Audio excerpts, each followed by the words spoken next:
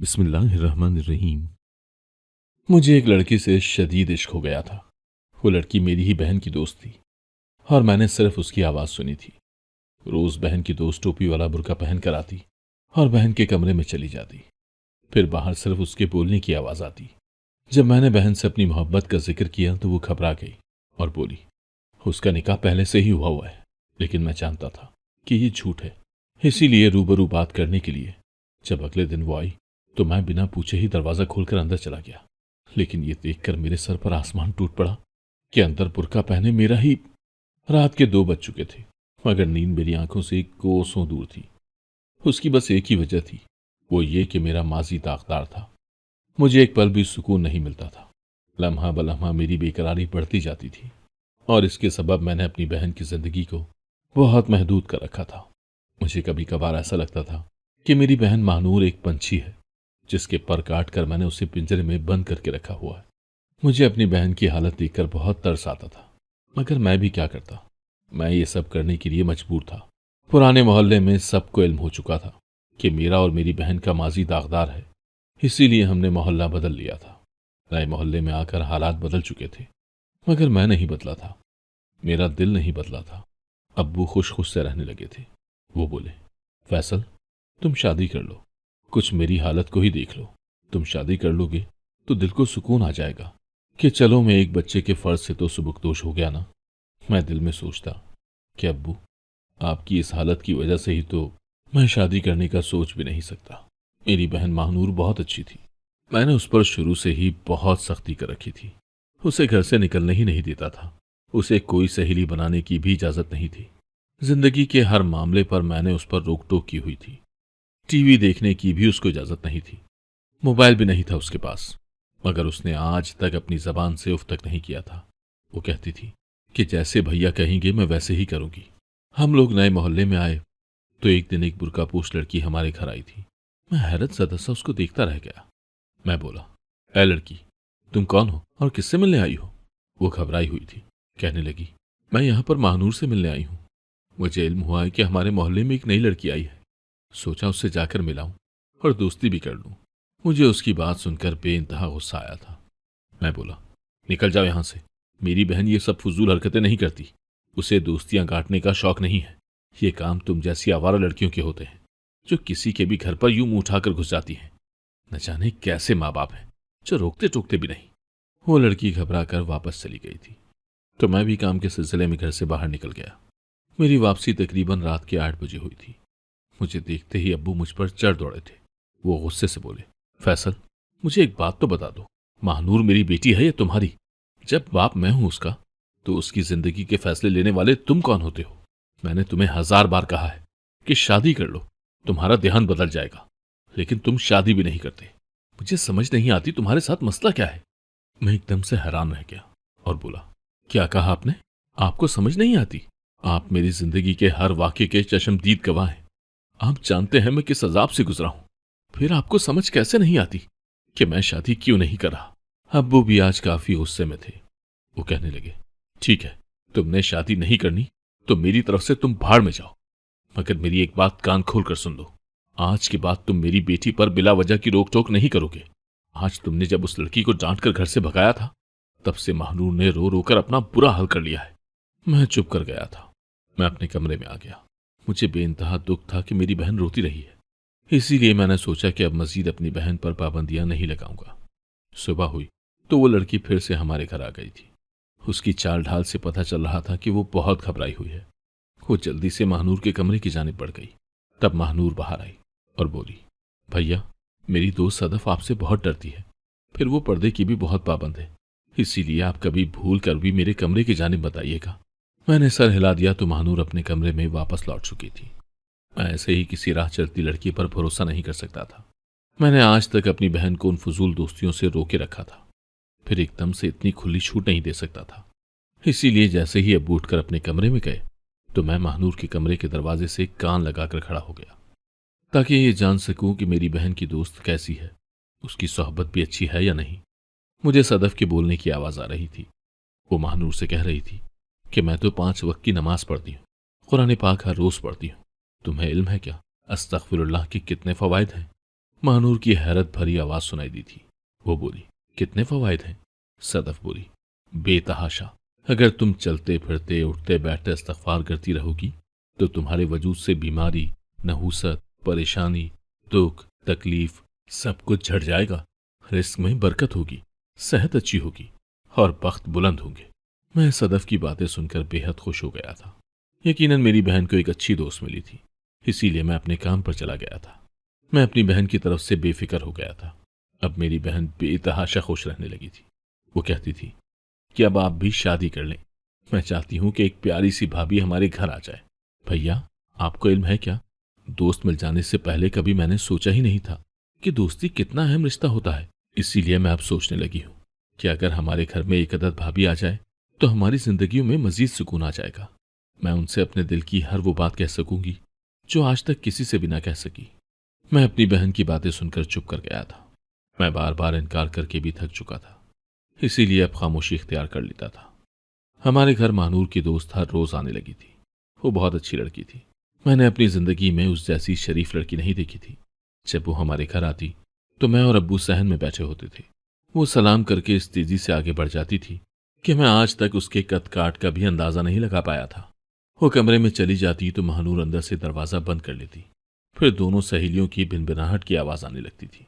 अब्बू मुस्कुराकर कहने लगे, फैसल, अगर तुम इजाजत दो तो इन दोनों लड़कियों को तुम्हारी बीवी ढूंढने का काम सौंप दूं। मैं झुंझला गया था कि घूम फिर कर बात फिर मेरी शादी पर ही क्यों आ जाती है। मैं उठकर घर से बाहर निकल गया। अब मैं भी सोचने लगा था कि मुझे शादी कर ही लेनी चाहिए, क्योंकि इस नए मोहल्ले में कोई भी नहीं जानता था कि मेरा माजी तारीख है। मुझे रिश्ता आसानी से मिल सकता था। मैंने अब सच्चे दिल के साथ शादी के मुतालिक सोचना शुरू कर दिया था। मैंने इधर उधर नजर दौड़ाई, मगर मुझे अपने लिए कोई भी लड़की मुनासिब नहीं लगी थी। मैंने सोच लिया था कि यह काम मैं महानूर की सहेली सदफ की अम्मी को सौंप दूंगा। अगले दिन मैं सहन में बैठा इंतजार कर रहा था कि सदफ आ जाए तो मैं अपने काम पर चला जाऊं। आज उसे आने में बहुत देर हो चुकी थी। तब मुझे अपने आप पर हंसी आने लगी कि सदफ दोस्त तो महानूर की है, फिर मैं क्यों उसके आने का इंतजार कर रहा हूं। जब बहुत देर गुजर गई तो मैं उठकर महानूर के कमरे में चला गया और बोला, महानूर, आज तुम्हारी सहेली क्यों नहीं आई? वो बोली, भैया, उसे बुखार है, इसी वजह से नहीं आई। और फिर वो मुझसे नाराज हो गई है कि हर रोज वो ही हमारे घर क्यों आए, मैं क्यों उसके घर नहीं जाती। मैंने उसे अपनी मजबूरी भी बताई कि मेरे भैया को मेरा कहीं आना जाना पसंद नहीं है। तो कहने लगी, मैं भी मुफ्त में नहीं आई जो हर रोज मुंह उठाकर तुम्हारे घर चली आऊं। आप इजाजत देंगे तो मैं उसके घर उसकी आयादत के लिए चली जाऊंगी, यूं उसका गिला भी दूर हो जाएगा। मैंने जोर जोर से नफी में सर हिला दिया और बोला, तो दोस्ती की इजाजत दे दी है, यही बहुत है। ये मत सोचना कि मैं इससे ज्यादा नरमी करूंगा। तभी अब्बू की आवाज आई। वो बोले, फैसल, जाने दो बच्ची को। सदफ आंखों देखी बच्ची है, फिर एक बार पहले भी तो मानूर उसके घर गई थी ना। मैं हक्का बक्का रह गया। मैं बोला, ये कब हुआ? मानूर कब मिलने गई थी सदफ से? अब्बू बोले, जिस दिन तुमने सदफ को बेइज्जत करके घर से निकाल दिया था, उससे अगले रोज मैंने इसे इजाजत दी थी कि जाकर उस लड़की से माजरत कर लो। मुझे अब्बू की बात सुनकर बेतहाशा गुस्सा आया था। मैं बोला, अब्बू, आप मेरे पीठ पीछे न जाने और क्या क्या करते रहे होंगे। अब्बू चुप ही रहे तो मैं उठकर घर से बाहर निकल गया था। मैं आज बहुत उदास था। न जाने क्यों मुझे रह रहकर सदफ का ख्याल आ रहा था। आज वो हमारे घर नहीं आई थी तो उसकी कमी बहुत ज्यादा महसूस हो रही थी और मुझे खुद पर हंसी आने लगी थी कि ये मुझे क्या हो गया है। इससे पहले तो मैंने कभी किसी लड़की के लिए ऐसा महसूस नहीं किया था। ये सब सोचकर मैं इस फैसले पर पहुंचा था कि शायद मुझे सदफ से मोहब्बत हो गई थी। मैंने फैसला कर लिया था कि मैं सदफ से ही शादी कर लूंगा। इस तरह मेरी बहन की दोस्त उसकी भाभी बन जाएगी। और लड़की आंखों देखी थी, सोमो सलाद की पाबंद थी, पर्दे की पक्की थी। फिर सबसे बढ़कर उसकी दोस्ती मेरी बहन से थी। मुझे पहले यही फिक्र रहती थी कि अगर मैंने शादी कर ली तो न जाने मेरी बीवी मेरी मासूम बहन के साथ कैसा सलूक करे। अब ये मसला भी खत्म हो चुका था, इसीलिए मैंने सोचा कि घर जाते ही ये खुशखबरी अपनी बहन को सुनाऊंगा। मैं घर गया तो महानूर मेरे लिए खाना ले आई थी। मैंने उसे अपने पास बिठा लिया और बोला, महानूर, क्या तुम सच में चाहती हो कि मैं शादी कर लूं? मेरी बात सुनकर महानूर खुशी से झूम उठी थी। वो बोली, भैया, इससे बढ़कर मेरे लिए खुशी की बात और क्या हो सकती है कि आप अपने माजी को बुलाकर शादी कर लें और अपना घर बसा लें। मैं बोला, अगर मैं कहूं कि मुझे शादी के लिए तुम्हारी दोस्त सदफ पसंद है तो तुम क्या कहोगी? मेरी बात सुनकर महानूर एकदम से परेशान हो गई थी। वो हकलाकर बोली, भैया, आप ये क्या कह रहे हैं? मैं बोला, क्यों, क्या हुआ? तुम्हें ये सब सुनकर खुशी नहीं हुई क्या? उसने नफी में सर हिला दिया और बोली, नहीं, बिल्कुल भी नहीं, ऐसा नहीं हो सकता। आप इस दुनिया में जिस लड़की पर भी हाथ रखेंगे, मैं आपकी शादी उससे करवा दूंगी, मगर सदफ नहीं। इतना कहकर मानूर उठकर अपने कमरे में चली गई थी, जबकि मैं हक्का बक्का सा बैठा रह गया था। ये सब क्या हुआ था? मुझे लगा था कि मेरी बहन ये सब सुनकर बहुत खुश होगी, मगर उसका ये रिएक्शन देखकर तो मेरा दिल टूट गया था।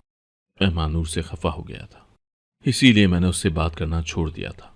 क्योंकि एक तरफ तो वो हर वक्त मेरे सर पर सवार रहती थी कि भैया शादी कर ले, और आज जब मैंने अपने मुंह से शादी का नाम लिया तो उसे सांप सूंघ गया था। अब मैं बेचैनी से इंतजार कर रहा था कि कब सदफ हमारे घर आएगी और जब मैं उसकी एक झलक देख पाऊंगा, मगर वो तो जैसे हमारे घर का रास्ता ही भूल गई थी।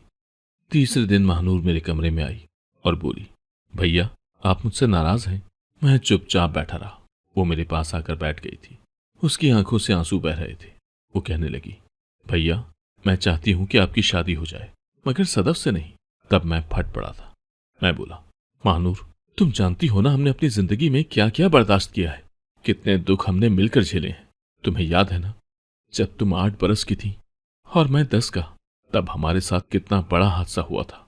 हमारी माँ, जो कि हमारी कुल कायनात थी, वो हमें छोड़कर हमसाए के साथ भाग गई थी। तुम्हें याद है ना अब्बू किस तरह फूट फूट कर रो रहे थे? उन्होंने दीवार में सर मार मार कर लहूलुहान कर लिया था, और वो रो रो कर कह रहे थे कि मैं बदनाम हो गया, मैं जमाने में किसी को शक्ल दिखाने के काबिल नहीं रहा। ये औरत जात कितनी बेवफा होती है ना। उस रात हमारे गले लगकर रोते रहे थे अब्बू, मगर जैसे ही सुबह हुई तो अब्बू ने अपने वजूद पर मजबूती का खोल चढ़ा लिया था। उन्होंने अपने गमों को हमसे छुपा लिया था। लेकिन महानूर, उस रात अब्बू ने जो अल्फाज कहे थे ना कि औरत कितनी बेवफा होती है, वो मेरे दिलो दिमाग से चिमट गए थे। तुम्हें याद है कि मुझे और तुम्हें अपना पुराना स्कूल भी फकत इसीलिए छोड़ना पड़ा था क्योंकि लोग हमें हमारी माँ के किरदार के ताने देते थे। मोहल्ले के बच्चों ने हमारे साथ खेलना छोड़ दिया था क्योंकि वो कहते थे कि हम ऐसे बच्चों के साथ नहीं खेलते जिनकी माँ घर से भाग गई हो। महानूर ये सब बातें सुनकर रोती रही। उसकी हिचकी बन चुकी थी। वो बोली, भैया, मुझे सब कुछ याद है। फिर एक वक्त ऐसा भी आया कि आप इन तमाम बातों से इतने आजिज आ गए थे कि आपने मुझ पर पाबंदियां लगाना शुरू कर दी थी। आपको लगने लगा था कि मैं भी अम्मी की तरह घर छोड़कर ना भाग जाऊं, इसीलिए आपने मुझे घर में कैद कर दिया था। भैया, आपसे एक बात कहूं, आपने ये सब करके अच्छा नहीं किया था। आपने अम्मी के जुर्म की सजा मुझे दी थी। आपने मुझसे मेरा बचपन छीन लिया था। मेरा दिल महानूर की बात सुनकर फटने लगा था। मैं बोला, हाँ महानूर, मैं जानता हूं मैंने गलत किया, लेकिन मैं भी क्या करता। मुझे डर था कि कहीं तुम भी अम्मी की तरह घर से न चली जाओ, कहीं मैं और अब्बू जमाने भर में फिर से रुसवाना हो जाए। तुम्हें पता है मैंने आज तक शादी क्यों न की? क्योंकि मुझे यही खौफ था कि एक दिन मेरी बीवी भी मेरे बच्चों को छोड़कर अपने आशिक के साथ चली जाएगी, और फिर मेरे बच्चों का भी वही हाल होगा जो महानूर और फैसल का हुआ। पुराने मोहल्ले में कोई भी हमें इज्जत की निगाह से नहीं देखता था, हर कोई हमारी हंसी उड़ाता था। ये तो शुक्र है कि अब्बू ने मोहल्ला बदल लिया, नहीं तो मैं पागल हो जाता। इस मोहल्ले में आकर तुमने नई सहेली बनाई तो वो मुझे अच्छी लगने लगी। उसकी तरफ देखकर दिल ये गवाही देता है कि कम से कम वो मुझे धोखा देकर फरार नहीं होगी। अब बोलो महानूर, तुम क्यों मेरी शादी अपनी सहेली से नहीं करना चाहती? वो जज्बात में बहकर बोली, क्योंकि उसकी शादी की इजाजत इस्लाम नहीं देता। मैं महानूर की बात सुनकर एकदम से झटक गया था। मैं बोला, क्या मतलब है तुम्हारा? हो गड़बड़ा गई और बोली, सदफ का तो निकाह हो चुका है, इसीलिए आप उसके साथ शादी नहीं कर सकते। इतना कहकर महानूर उठकर अपने कमरे में चली गई थी, मगर मुझे उसके अंदाज से इस बात का इल्म हो चुका था कि वो झूठ बोल रही थी। मैंने दिल में ठान लिया था कि जैसे ही सदफ हमारे घर आएगी मैं उसके सामने अपना प्रपोजल रख दूंगा। उसका इंतजार करते करते 1 हफ्ता गुजर चुका था, मगर वो नहीं आई। मैं बुझ सा गया था। एक दिन मैं यूं ही बैठा था जब सदफ हमारे घर आ गई थी। मुझे लगा जैसे मैं फिर से जी उठा हूं। जैसे ही वो कमरे में गई मैं भी उसके पीछे कमरे में चला गया था, मगर सामने का मंजर देखकर तो मैं सकते में ही आ गया था, क्योंकि वहां तो मुझे देखकर महानूर की भी जान पर बन गई थी। वो फूट फूट कर रोने लगी और बोली, भैया, कोई भी फैसला करने से पहले एक बार मेरी बात सुन ले। दरअसल मैंने सारी जिंदगी तन्हाई ही गुजारी थी, इसीलिए मैं दोस्ती जैसे रिश्ते के लिए तरस रही थी। हम नए मोहल्ले में आ गए, मगर यहाँ आकर मेरी उदासी मजीद बढ़ गई थी। एक दिन मैं कपड़े धो के छत पर डालने गई तो वहां मुझे एक लड़का नजर आया। वो पतंग उड़ा रहा था। उसे मैं नजर आई तो उसने हाय का इशारा किया था। मुझे ये लड़का बिल्कुल भी अच्छा नहीं लगा था, इसीलिए मैं नीचे आ गई। अब मैं जब कपड़े ऊपर डालने जाती तो वो लड़का मुझे सलाम का इशारा करता। एक दिन उसने मेरी जानिब पत्थर उछाल दिया। उस पर एक कागज लपटा हुआ था जिस पर लिखा था कि तुम बहुत खूबसूरत हो। यूं मुझे भी वो लड़का अच्छा लगने लगा। एक दिन मैंने एक मुकम्मल खत लिखकर उवैस की जानिब फेंक दिया था। मैंने उस खत में अपनी जिंदगी के तमाम हालात उसे बता दिए थे। अपने गम, अपनी तन्हाई के बारे में उसे बता दिया था। इसीलिए अगले दिन उवैस बुर्का पहनकर हमारे घर आ गया था और जनाना आवाज में बात करने लगा। मगर भैया, आपने उसे घर से भगा दिया। अगले दिन अब्बू ने मुझे इजाजत दे दी कि मैं अपनी सहेली को जाकर मना लूं। वो नहीं जानते थे कि बुरके में सदफ नहीं उवैस होता है। मैं उवैस के घर गई तो इसने मौलवी साहब को बुलाकर मुझसे निकाह कर लिया और बोला कि चलो हम यहां से भाग चलें। मगर भैया, मैं आपके सर में खाक नहीं डाल सकती थी। मैं उवैस के साथ नहीं भागी थी। जहां तक शादी की बात है तो वो मेरा हक था, इसीलिए मैंने उससे छुपकर निकाह कर लिया। अब उवैस मुझसे मिलने आता है। मैं अपनी बहन के मुंह से ये सब सुनकर हाँफने लगा था। इतनी देर में अब्बू भी वहीं पर आ गए थे। उन्होंने महानूर के सर पर प्यार दिया और बोले, मेरी बेटी, मैं तुम्हारा एहसानमंद हूं कि तुमने इस नए मोहल्ले में हमें रुस्वा होने से बचा लिया। मैं नाराज था मगर कुछ नहीं कर सकता था। अब्बू ने सादगी से ही महानूर की रुखसती कर दी थी। एक दिन उवैस और महानूर घर आए थे। महानूर ने एक लड़की की तस्वीर मुझे दिखाई थी। वो कहने लगी, भैया, ये लड़की बहुत अच्छी है, बिल्कुल वैसे ही जैसे उवैस ने बनने का ढोंग रचाया था। मुझे उम्मीद है कि अगर आपने इस लड़की से शादी कर ली तो आपकी जिंदगी जन्नत बन जाएगी। मैं बोला, मैं ये शादी नहीं कर सकता। तब अब्बू गुस्से में आ गए और बोले, अपनी बकवास बंद करो, बस बहुत हो गया। मैं तुम्हारी शादी करके ही रहूंगा। अब्बू ने हाँ कह दी। महानूर और उवैस ने मिलकर सारे इंतजामात किए और यूं मेरी शादी कर दी गई। मेरी बीवी निमरा बहुत अच्छी लड़की है। वो मुझ पर चांद निछावर करती है। मैं भी उसे चाहने लगा हूं। मुझे एक खौफ है जो मेरे वजूद से चिमट गया है कि अगर ये मुझे छोड़कर चली गई तो मैं क्या करूंगा। वो तो मेरी माँ थी, वो मुझे छोड़कर चली गई तो मैं अपनी बीवी पर कैसे भरोसा कर सकता हूं भला। लेकिन जो जो वक्त गुजरता जा रहा है, मेरी बीवी मुझे खुद पर यकीन दिलाने में कामयाब हो रही है और मेरी जिंदगी जन्नत बनने लगी है। अगर आपको आज की कहानी पसंद आई है तो वीडियो को जरूर लाइक कीजिएगा और अपने दोस्तों के साथ भी शेयर कीजिएगा। और हां, अगर आपने अभी तक हमारा चैनल सब्सक्राइब नहीं किया तो जरूर सब्सक्राइब करें। मिलते हैं कल एक नई और दिलचस्प कहानी के साथ। अल्लाह हाफिज।